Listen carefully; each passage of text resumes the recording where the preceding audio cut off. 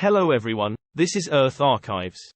John Kennedy should be one of the most well-known presidents in the United States, but apart from his assassination, what more people don't know is his poor health. Let's talk about this story today. Before the show starts, please subscribe, share, and turn on the little bell. This will help us grow faster. Without further ado, the show begins. Let me fill you in on a little secret about John F. Kennedy, the dashing figure who made history as the youngest dude ever to slide into the Oval Office at the ripe age of 43 back in 1960. On the outside, JFK was the epitome of youthful zest and vigor, cruising through life with that signature charisma and a smile that could light up any room. But, my friend, behind that vibrant facade was a tale of silent battles that very few knew about. You see, despite JFK looking like he just stepped off a yacht with that slim, athletic build of his, and being quite the aficionado in golf and sailing, he was actually wrestling with a bunch of health issues under the radar. Imagine, behind those sunny golf rounds and breezy sailing days, JFK was juggling spinal problems and osteoporosis. Yeah, the kind that makes your bones as brittle as my grandma's fine china and leaves you aching all over. But wait, there's more. The man was also going toe-to-toe with Addison's disease. Heard of it? It's this gnarly condition where your adrenal glands basically throw in the towel and don't produce enough hormones, hitting you with a combo of fatigue, tummy troubles, and blood pressure lower than my bank account on a bad day. Oh, and to top it off, JFK was no stranger to severe allergies and had to deal with urinary tract infections. Talk about a rough ride. So next time you see those pictures of JFK looking all debonair and ready to conquer the world, remember, the guy was toughing it out with a list of health issues long enough to make most of us want to stay in bed. JFK, folks, was the ultimate master of the art of keep calm and carry on. JFK projected an image of robust health. Let's jazz this up a bit, shall we? So, picture this: JFK, the man, the myth, the legend. But here's the kicker: while he was dazzling the world with that iconic smile and charming the socks off just about everyone, behind closed doors, Kennedy was fighting a battle tougher than any political duel. Yet, almost nobody had a clue. He was the Houdini of health secrets, folks. Instead of letting his health hiccups slow him down, JFK flipped the script. He became the poster boy for tip-top health, pushing Americans to get off their couches and break a sweat. He even penned a fiery piece for Sports Illustrated, basically calling everyone couch potatoes, and kick-started the President's Council on Physical Fitness. Because why not turn a personal struggle into a national wake-up call, right? Barbara Ray Perry, a historian who knows JFK's story like the back of her hand, spills some intriguing tea. JFK wasn't just good at politics, he was a pro at getting that perfect suntan, whether from basking in the actual sun or faking it till he made it with a sunlamp. Talk about dedication to maintaining an image. And here's where it gets even more interesting. Despite being practically a pharmacy on legs given the amount of medication he was on, JFK didn't let it dim his brilliance. Even during nail-biters like the Cuban Missile Crisis, he was all systems go. John R. Weil, a sharp political science professor, points out that there's no evidence JFK's performance ever took a hit because of his health woes or the meds. Serious bout of scarlet fever during childhood. Let's dive into a tale that sounds more like a script for a medical drama than the early years of a future president. JFK, yes, the one and only John F. Kennedy, was not exactly the picture of robust health as a kid. Imagine being hit with scarlet fever barely shy of your 3rd birthday. Back then, before antibiotics became the superheroes of medicine, this was no small sneeze affair. It was hard-hitting, life-threatening stuff. And there he was, a tiny Kennedy, hospitalized for a month with his dad, Joseph Kennedy Sr., practically turning into a prayer machine, promising donations left, right, and center if only his son made it through. Well, spoiler alert, JFK pulled through. But that was just the beginning of a marathon of health hurdles. Fast forward through his childhood and teenage years, and you'd find Kennedy juggling a cocktail of health issues: nausea, joint pain, the kind that makes you cringe just thinking about it, headaches, and let's not even start on the stomach troubles. His health resume was so-packed. He earned frequent flyer miles at hospitals, and even had a stint at the Mayo Clinic. Diagnosis? Colitis. But that barely scratched the surface. This was possibly just the opening act for what would later be identified as Addison's disease. Talk about a plot twist. Barbara Ray Perry, who probably knows more about JFK than JFK did, quipped about a rather dark family joke: if a mosquito bit JFK, the mosquito bit the dust. Yup, it seems Kennedy's blood was the original insect repellent. Despite his health playing him like a yo-yo, JFK didn't let it keep him down.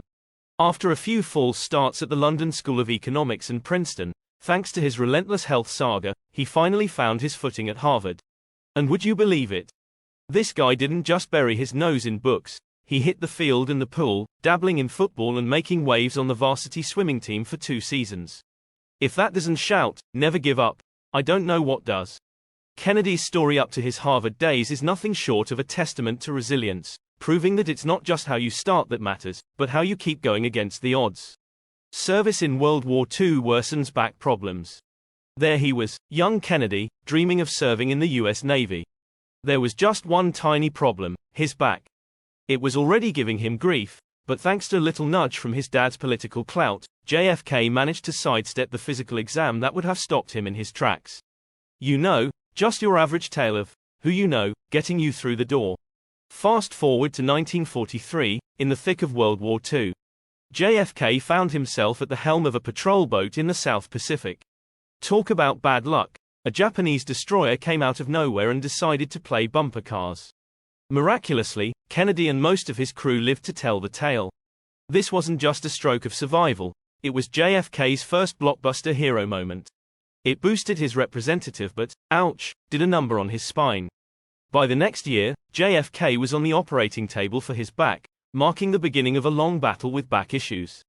Post-war life didn't give JFK any respite. While campaigning for a seat in the US House, his back was so problematic he had to wear a brace. Imagine that, trying to win votes while you're soaking in hot baths and getting massages just to make it through the day. Once he clinched the election, moving around his Georgetown crib needed tactical planning and a valet to actually put on and tie his shoes. Talk about high maintenance. The plot thickens in 1947 during a trip to England. JFK collapsed, and a local doc dropped the bombshell diagnosis of Addison's disease, predicting JFK had about a year to live. Classic Kennedy, he shrugged it off, claiming it was just a malaria comeback tour. Back in Boston, though, it was straight to an endocrinologist who popped synthetic adrenal hormone pellets under his skin. Welcome to the future, right? By 1950, when oral cortisone hit the scene, JFK added that to his daily routine, too, because why not? At that point, he was probably on a first-name basis with half the pharmaceutical industry. Multiple back surgeries. Gather round, because the saga of JFK takes some twists and turns that could rival any soap opera. By the time Kennedy set his sights on the US Senate in '52, his back was throwing more tantrums than a toddler denied candy. Attending afternoon teas to charm the ladies of Massachusetts, he was propped up on crutches like a stand-up comedian leans on a mic stand, except, you know, not by choice. Barbara Perry tells us the man was practically auditioning for a role in the Chronicles of Narnia, as Mr. Tumnus' two-legged cousin. His back liked to act up so much that he went under the knife 3 more times in the 50s. One of those times. Dude nearly checked out for good thanks to an infection. Lying in bed, incapacitated, Kennedy probably had enough of staring at ceilings and feeling sorry for himself. So, what does a future president do? Writes a bestseller, of course. Profiles in Courage wasn't just a book, it was a middle finger to despair. Then there's the Addison's disease wrestling match. Enter Dr. Janet G. Travell, JFK's would-be White House doc. Their first encounter. JFK hobbling up her steps like he was auditioning for a part in a zombie flick. Walking on flat ground was his jam, but steps? Nope. Despite his health being more complicated than a season of Game of Thrones, JFK was hell-bent on climbing the political ladder. Keeping his health woes under wraps was mission critical. If word got out, his career was toast. His inner circle was tiny. His doc, Jackie, and Bobby knew the score. His secretary was in the dark, dishing out meds like candy, blissfully unaware of what ailment they were fighting. But, as is the case with secrets, the cat wriggled out of the bag. Lyndon B. Johnson, smelling blood in the water during the 1960 presidential race, tried to stir the pot. The Kennedy camp's rebuttal. Fake news, 1960s style. The rumors didn't stick, though. The real mic drop moment. The historic TV debate against Nixon, where JFK looked like he'd just walked off a GQ photoshoot, contrasting sharply with Nixon's "I've seen better days" flu-ridden appearance.